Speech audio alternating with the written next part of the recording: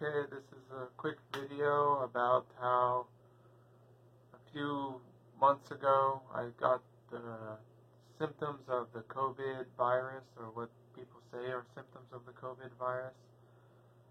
But it was momentarily, it was for like 5 minutes of sleep at night when I went to sleep.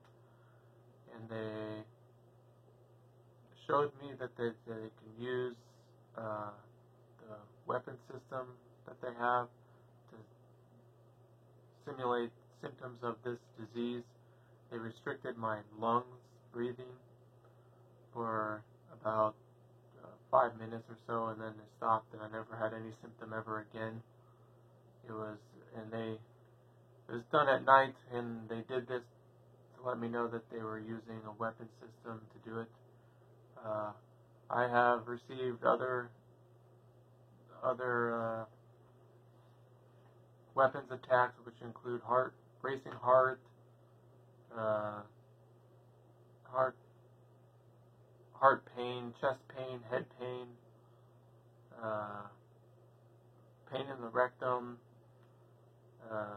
simulated sexual assault or rape. I've received itching of the skin, burning of the skin, laser to the eyes, and this is all done with some sort of weapon system, which is either, I'm told, is something called EEG heterodyning, where they can create any sort of neurological sensation in your body and mimic any sort of pain or situation that they have downloaded onto a supercomputer that they can then transpose to a person. Or it could be directed energy weapons, which is what other people say. Another thing I was going to get into in this video was to talk about how they are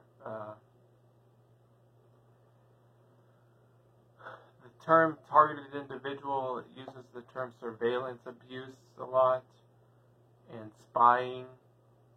And I think that spying and surveillance are poor descriptions of what, even though those are the terms used by the police, they are poor descriptions for describing what happens to targeted individuals once they go full throttle on you. Because once they go full throttle on you, they can torture you to no end, they can abuse you, they can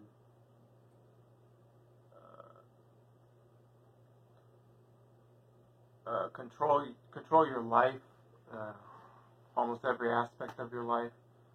And it took me a while to put it into other terms because I was reading so many terms. Once you start getting targeted, you go on the internet, you read about what's going on with you, and there's already an information stream readily available for you to digest and then regurgitate.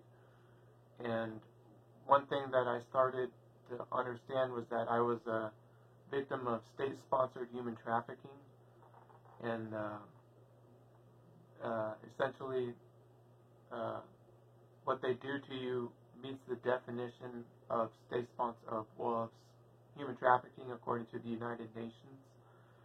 They control your life for profit or for payment, for cash payment, and oftentimes it is profit because these are private corporations engaging in these activities associated with the government. And the mayor, Tom Butt, said that the mayor of Richmond, Tom Butt, said that targets have their lives controlled for the purposes of profit or for cash payment, for money, and for I'll add, for political reasons.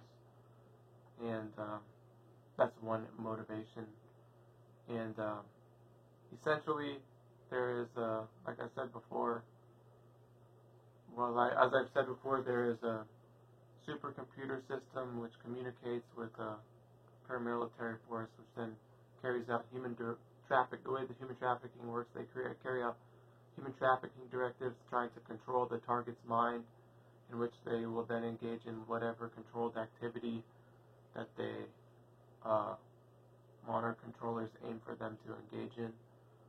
And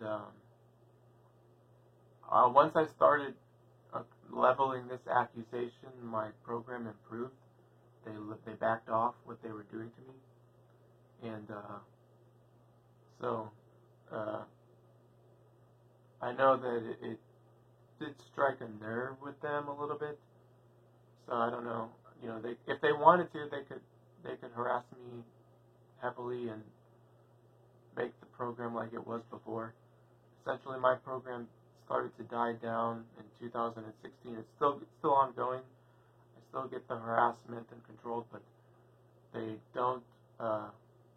It's not so much of a. It's not so much where it was before, where it was a constant barrage 24/7 of a singular message. Now they interrupt those messages with breaks in the messaging, which allows me to recalibrate my own thoughts on matters. It's still abusive and it's still controlling, but it's just not as bad as it was, or it's not as intense as it was in 2015, 14, 13, 12, 11, 10. So that's just food for thought for any other target out there. Yeah, so that's all I'm going to say for now.